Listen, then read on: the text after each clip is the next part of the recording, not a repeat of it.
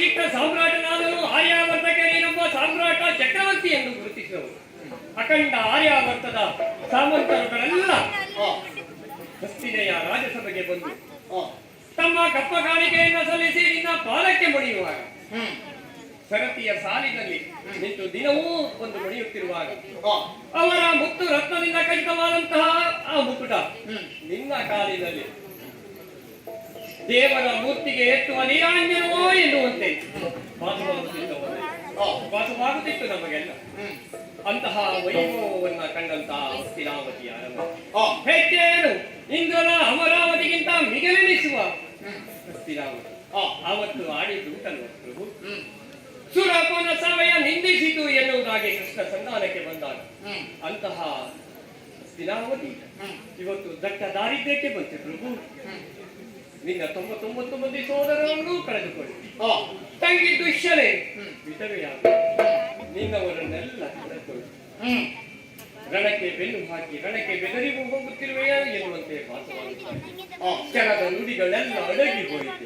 ನಿಷ್ಪಾಂಡವ ಪ್ರತಿ ಎನ್ನುವುದಾಗಿ ಉದ್ಘೋಷಿಸಿದವನಂಗೆ ಸಂಧಾನಕ್ಕೆಂದು ಬಂದಂತಹ ಕೃಷ್ಣನನ್ನ ಕಟ್ಟುವಂತಹ ಪ್ರಯತ್ನ ಮಾಡಿ ಆ ಹೊತ್ತಿಗೆ ಕೃಷ್ಣ ಆಡಿದುಂಟಲ್ಲ ಪ್ರಭು. ಎಲ್ಲವೋ ಪಾತಕ್ಕೆ ಬರಿಗೆ ಸಾಯದೆ ಒಲಿದು ಪಾಂಡವರುಗಳ ಕೂಡಿಕೋ ಎನ್ನುವುದಾಗಿ ನೀನು ಪಾಂಡವರನ್ನು ಕೂಡಿಕೊಳ್ಳುವುದು ನಮಗೆ ಬೇಕಾಗಿಲ್ಲ. ಆದರೆ ಹಸ್ತಿನಾವತಿಯ ಚಕ್ರವರ್ತಿ ಪೀಠದಲ್ಲಿ ಸ್ಥಿರವಾಗಿ ನೀನು ಇರುವುದು ನಮಗೆ ಬೇಕಿತ್ತು ಪ್ರಭು. ಅವತ್ತು ಅಲ್ಲ 101 ಮಕ್ಕಳು ಅರಮನೆಯಲ್ಲಿ ಆಟವಾಡುತ್ತಿರುವಂತಹ ಸಂದರ್ಭದಲ್ಲಿ ತೆವಳುತ್ತಾ ಬರುವ ನಿನ್ನನ್ನು ಸುಯೋಧನನು ಕೌರವನು ಎಂದು ನಾವು ಕರೆಯುತ್ತಿದ್ದಲ್ಲ ಪ್ರಭು. ಬಾವಿ ಚಕ್ರವರ್ತಿ ಎನ್ನುವುದಾಗಿ ನಿನ್ನನ್ನು ಎತ್ತಿ ಆಡಿಸಿದವು. 100 ಮಕ್ಕಳನ್ನು ಎತ್ತಿ ಆಡಿಸಿದಂತಹ ತೋಳುಗಳು ಪ್ರಭು ಇದು. ಅಂತಹ ತೋಳುಗಳು ಇವತ್ತು ಬಡವಾಯಿತು ಪ್ರಭು. ನಿನ್ನನ್ನು ಎತ್ತಿ ಆಡಿಸಿದಂತಹ ಈ ತೋಳುಗಳಲ್ಲಿ ಈ ಕಣ್ಣುಗಳಿಂದ ಸಿಂಹಾಸನ ಸ್ಥಿತವಾಗುವಂತಹ ಕಾಲ ಹೋಯಿತೇ ಪ್ರಭು. ಇದೆಲ್ಲವೂ ಯಾಕಂತ ಆಡದೆ ಗತ್ಯಂತರ ಇಲ್ಲ ಪ್ರಭು. ಊಳಿಗದ ಆಡುವ ಮಾತುಗಿಂತ ಹೆಚ್ಚಿನ ಮಾತನ್ನು ಆಡ್ತಾನೆ ಅಂತ ಭಾವಿಸಿದ್ರೆ ಮುಂದೆ ಆಡಲು ದಿನಗಳೇ ಇಲ್ಲದೆ ಹೋಯಿತು, ಆಡಲು ಸಂದರ್ಭಗಳು ಬಾರದೆ ಹೋಗಿತ್ತು ಪ್ರಭು. ಅದಕ್ಕಾಗಿ ಆಡುತ್ತಾ ಇದ್ದೇನೆ. ಇಂದು ನಿನ್ನಯ ಮನ್ನ ಮತಿಯಲ್ಲಿ ಸಂದರೆಲ್ಲರೂ ನೋಡುವುದೇ ಕೌರವ ಯಾಕೆ ಇಂಥ ಹೀನಾಯವಾದಂತಹ ಸ್ಥಿತಿಯನ್ನು ಮಾಡಿಕೊಂಡಿದ್ದವು. ನಿಷ್ಪಾಂಡವ ಪೃಥ್ವಿ ಎನ್ನುವುದಾಗಿ ಘೋಷಿಸಿದ ನೀನು ಒಂದೊಮ್ಮೆ ಯುದ್ಧದಲ್ಲಿ 5 ಪಾಂಡವರನ್ನ ಕೊಂದೆ ಅಂತ ಭಾವಿಸಿದರು. ಈ ಹೊತ್ತಿಗೆ ರಕ್ತ ಮೆತ್ತಿದ ಸಿಂಹಾಸನವನ್ನ ಯಾರೊಂದಿಗೆ ಆಳುತ್ತಿದ್ರು? ನಿನ್ನವರನ್ನವರು ಯಾರಿದ್ದಾರೆ ಈ ಲೋಕದಲ್ಲಿ? ಆಪ್ತ ಮಿತ್ರರಾದಂತಹ ಕರ್ಣನ ಹೆಣ ಕೊಳೆದು ನಾರುತ್ತಾ ಇದೆ. ತಮ್ಮ ದುಶ್ಯಾಸನದ ತಲೆ ಒಡೆದು ಸತ್ತಿದ್ದಾನೆ, ಉದರವನ್ನು ಒಡೆದು ಸತ್ತಿದ್ದಾನೆ. ಭೀಷ್ಮರು ಶರಶೈಯಲ್ಲಿ ಮಲಗಿದ್ದಾರೆ. ದ್ರೋಣರ ಶಿರಶ್ಚೇದನವಾಗಿದೆ ಪ್ರಭು.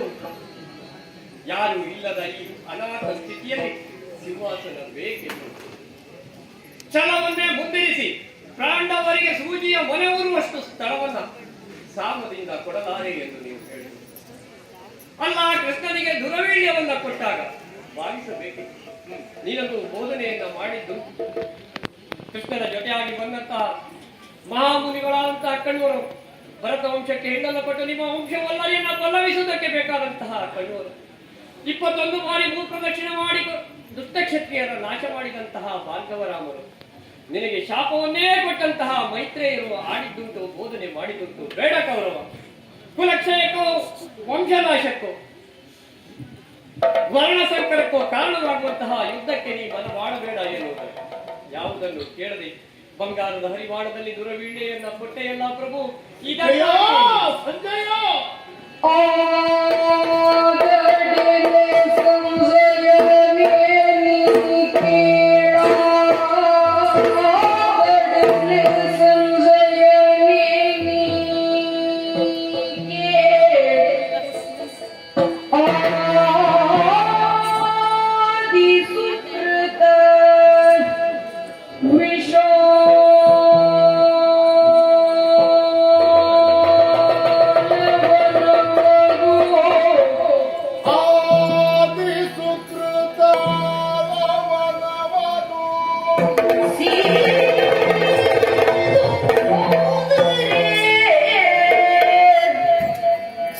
Yes,